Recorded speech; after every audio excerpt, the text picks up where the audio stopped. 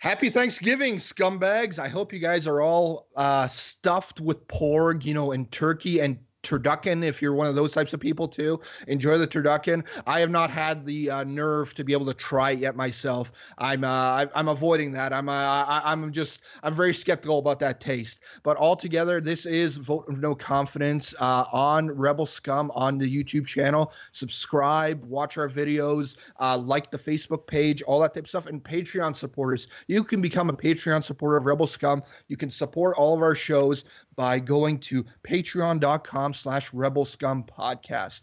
There you can get new and exclusive shows just for Rebel Scum Podcast. You can see all of our shows early on Rebel Scum on Patreon as well, including shows by my guest today, like Cloning Around and Unleashed. Andrew, how are you doing? Wait. Turducken is still a thing? Turducken, yeah.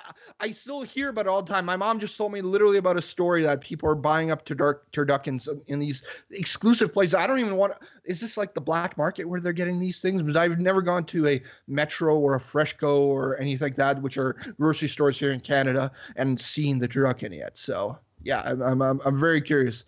Well, if there's no turducken black market yet, there is officially now. Copyright Andrew Fantasia 2017. Do not steal. Our Patreon shows, we got exclusive Cloning Around show where we're covering the Clone Wars cartoon, and then Unleashed, a Star Wars documentary. Those will be coming to you some point early in the new year, but those are Patreon exclusive, so click on those to check it out. But right now, we're going to be debating some things here today, sir, about a certain Mr. Victor Cornelius Snoke. Canon name. That's his name. Canon. Yeah, very canon. And what we're debating revolves around whether or not he created Rey, Natasha, Palpatine. And that name is not canon yet, but perhaps it will be come Last Jedi. But yeah, that's the big hot topic today. And Andrew, what side did you land on? Well, I landed on the side that that he did make her, which goes against the grain if you know me. I mean, obviously, I just called her Rey Natasha Palpatine. So I did land on the side that I had to do a little extra work in order to make it convincing.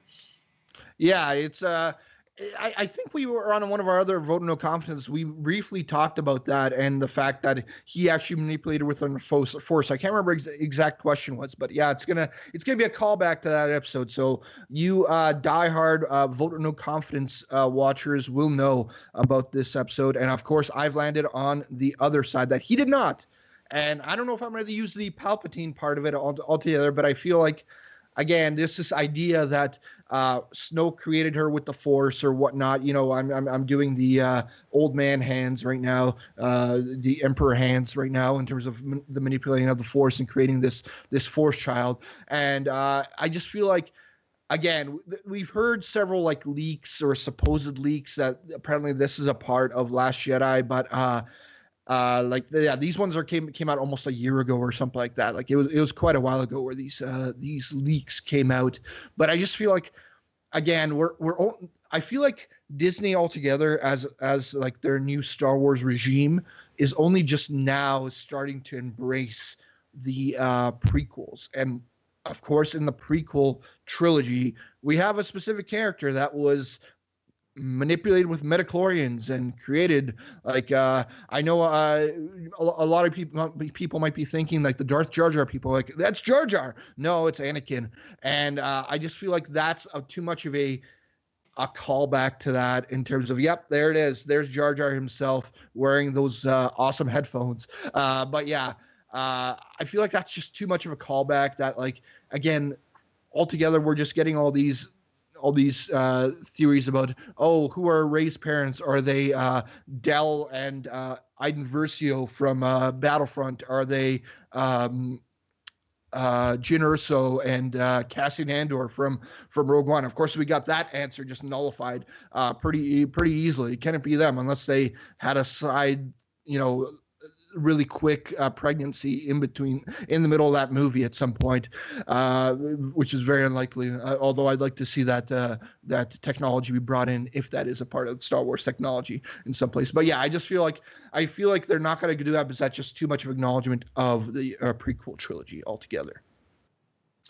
Yeah, like I said, I had to work extra hard on this one, find some things that could fit. And I think that the key to all of this is Snoke himself being what we believe him to be, which is one of the Whills, if you will. Now, being a Whill, we don't know the limits or extensions of their powers yet. But we do know that they're a pretty big deal. I mean, religions have started and things like that. There are guardians of the Whills, so they left an impression on people.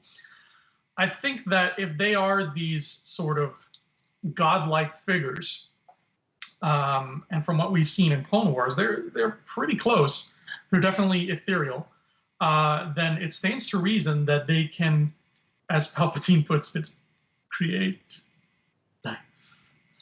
And creating life is something that would now be seen as an immense miracle at this point in the galaxy because Whills aren't a thing anymore. So if you've created life, not only is it a miraculous thing, but it's probably going to be a very different type of life than all the normal life that's just being created the normal way. And what do we know about Rey? She's different. She's very different. She's stronger than normal. She's quicker than normal. She's better pilot than normal. She is an anomaly. And that gels well with the idea that she's an anomaly because she wasn't made the normal way. She wasn't pushed out of a uterus and then all of a sudden we have a baby. She was made by the Force itself, by Snoke manipulating the Force. And that explains so much about her and also explains so much about why people want her. Yeah, I mean, there is certainly something special, at least what we got from Force Awakens about Rey and in general, and she's going to be a big hot topic issue, I believe, in this Last Jedi movie that is coming up, of course. And yeah, just in general, like I just feel like to be a very weird way in terms of they would answer the questions, who are Rey's parents? Well, the truth is that Snoke's both her mommy and daddy in a certain way.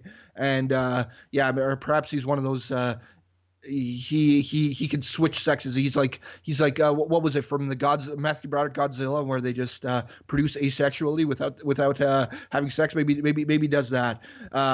It's a way of just really jumping the shark. I feel like it is a type of way with Star Wars, and especially if they mention Matthew Broderick in some type of way, that would just completely go off the rails. But anyway, back on topic before I'm losing my mind here for a moment. But yeah, just in general, it feels like, again, Anakin wasn't, if we're talking about manipulated by the Force completely, obviously Anakin had a mother. He did have that. But there is no father, right? You know, supposedly he was just manipulated with the Force in some type of way, possibly inside her womb. But again, perhaps we will get a full-on explanation of that, exactly how that happened. But anyway, I just feel like with Rey entirely, I feel like just all these questions about her mother and father are just really really ones that deserve an answer, and not one where it's just like, hey, she was just created from the Force and just some type of way like that. Like, I feel like her relationship with a father figure in some type of way needs to be explored, and more than just, you know, this person being a mentor to her. I feel like in some type of way, her getting some type of acknowledgement of who her father, who her parents actually are, especially considering that she's been waiting for them this whole time, is something that should be explored and for her to get an answer for. Yeah, and I think we could get that answer. Mm-hmm. I think I jumped the gun earlier when I was talking about not, you know, coming from a uterus. She probably had to, because like you said, Anakin had to. That's why Shmi was around. Mm-hmm. But him making her could still have been a factor. And I'm going to drop a little bit of a bomb on everybody right now. Uh-oh. This is a Vote of No Confidence exclusive. Let's hear it, Andrew. Go for it. Okay. First of all, let's look at just physically. I'm going to describe Mr. Snoke. He's old. He's decrepit. He is not in good shape. He's very messed up. We've only seen him standing for about a few seconds when he gets upset in The Force Awakens, and he stands up and then he sits back down again. So he doesn't seem to be mobile. He doesn't seem to be the kind of guy who would get up and run around. It doesn't look spry. Maybe I'm wrong, but that's just judging physically. That's Snoke.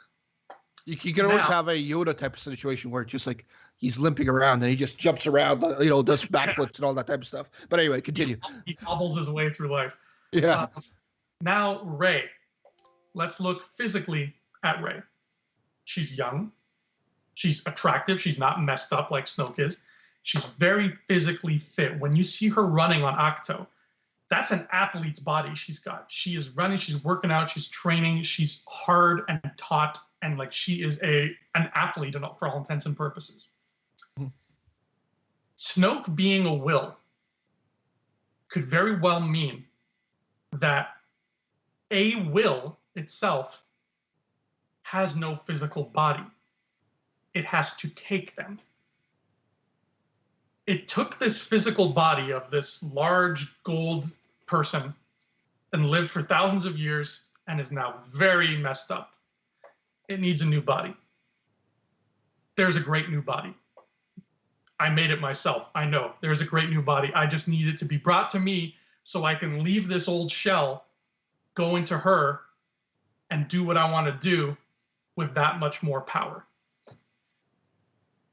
Yeah, that's certainly an interesting thing. And I got to mention something about Snoke. Even though he's decrepit and old, and, scarred up and all that stuff, he's a snappy dresser, though, right? Like, he shows up and he doesn't just not care about his appearance. Like Yoda seems like he's been wearing those rags for 30 years or however he's been in Dagobah for that whole time. Not Snoke though. Snoke's wardrobe is fierce. He looks the way I want to feel every day. He might be going out to clubs all the time afterwards, and just mind tricking girls. Let's not get on that train. We don't need to. We've heard enough about that type of stuff in Hollywood recently, so we don't need to imply that Snoke is doing the same thing. Even though that would make him even more of a villain than he already is. But yeah, in general, I feel like just again, it's a great thing, and I'll be the first one if we go to see The Last Jedi and you turn out to be bang on with that's what is going on with Snoke, I will give you huge kudos with that, because that's an interesting way that they're going with this. But I just feel like again it's really undermining the whole part about asking the question about Rey. I feel like in terms of her lineage and not getting an answer in terms of being just somebody, even if it is just a moisture farmer on Tatooine. I'm not referring to Luke specifically. I'm just referring to somebody else like Aunt Beru and Uncle Owen, like somebody just simple folk, like just getting that answer that's somebody like that or something like that, or whether it is Palpatine, whether she inherited the wonderful genes of Sheev himself, and got that. Hopefully we'll stay away from his skin condition, because don't want to mess with that. Because again, I feel like seeing Snoke and then perhaps knowing what Palpatine looks like may throw her off that scent, and just let her keep her vibrant looks about herself. But in general, I just feel like that's the number one reason in terms of her lineage, and it just being just an answer like that is the thing that I believe is in some way a little bit of a cop-out. I think it can work if done correctly. At the end of the day, it's got to be handled with a great deal of personal drama. Remember, Shmi was very sad to see Anakin go, which is completely appropriate because that's her boy. So give it that powerful sense of like family drama, and you've got something great. Give it this notion where these people, whoever they are, just a random couple, end up with a baby. It doesn't even have to be a couple. It can just be another lone woman like Shmi was. Let's just for sake of clarity, let's just say it was a couple, and they ended up with this baby, and they don't know how they got it because maybe they can't have children. But little did they know, Snoke made this baby using the Force.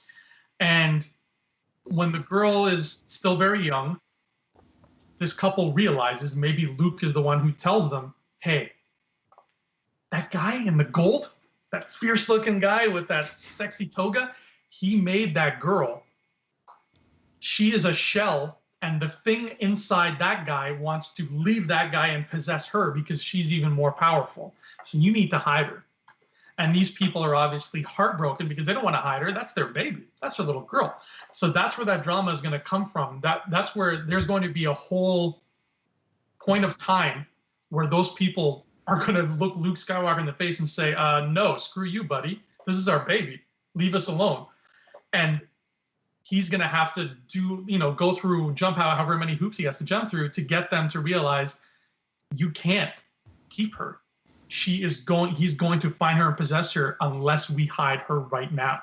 And that's going to be heartbreaking to watch, especially if you're a parent, to see these parents go through this and find out, eventually, God, we're going to have to let our girl go. And then that whole moment can be so gut-wrenching when they're on Jakku and they're like, sweetheart, we'll come back for you. Even though they're lying, they can't come back for her. And that will give us the drama we need so that it won't be a cop-out at the end of the day.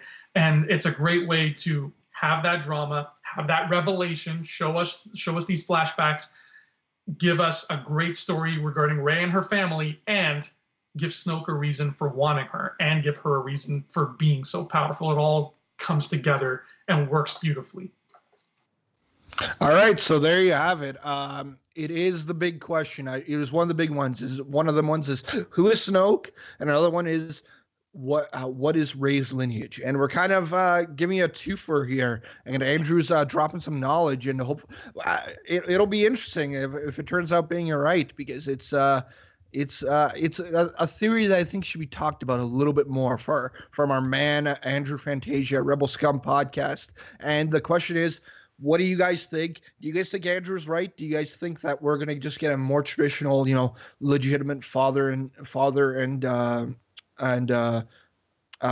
mother to Rey, or is it gonna be something a little bit zany, a little bit out there with Snoke?